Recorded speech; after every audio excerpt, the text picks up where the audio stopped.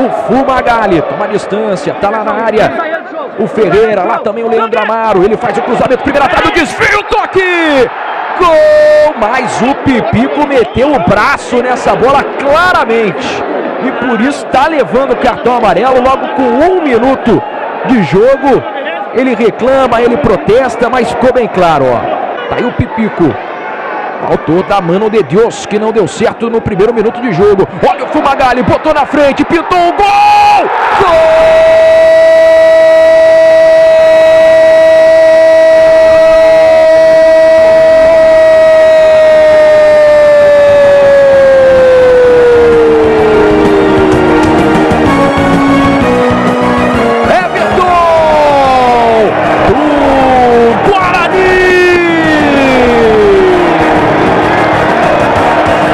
A festa ao torcedor do mundo e o jogo começa como nem o mais otimista torcedor poderia imaginar. Desencanta Everton, um passe cirúrgico de Fumagalli na medida, rompendo a defesa do Ipiranga para abrir o placar no início desse primeiro tempo.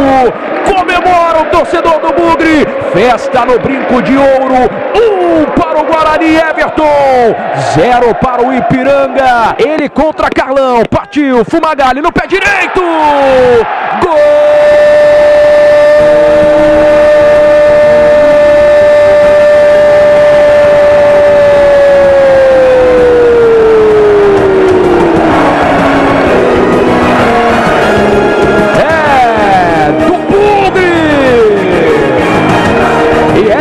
É da lenda, é do mito, é do ídolo, é do capitão Fumagalli. Uma bomba indefensável para o Carlão.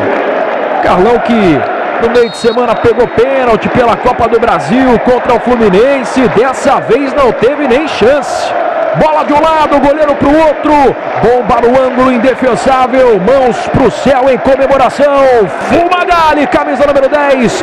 Amplia no Brinco de Ouro. 2 para o Guarani.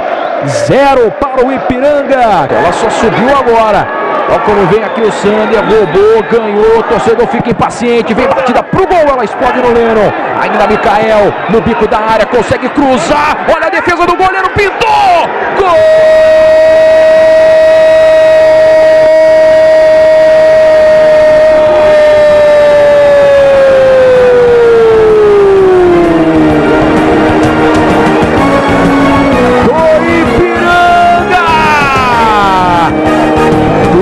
Camisa número 7 diminui no primeiro tempo.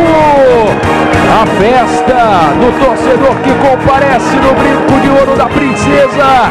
Você vê um cruzamento, uma batida.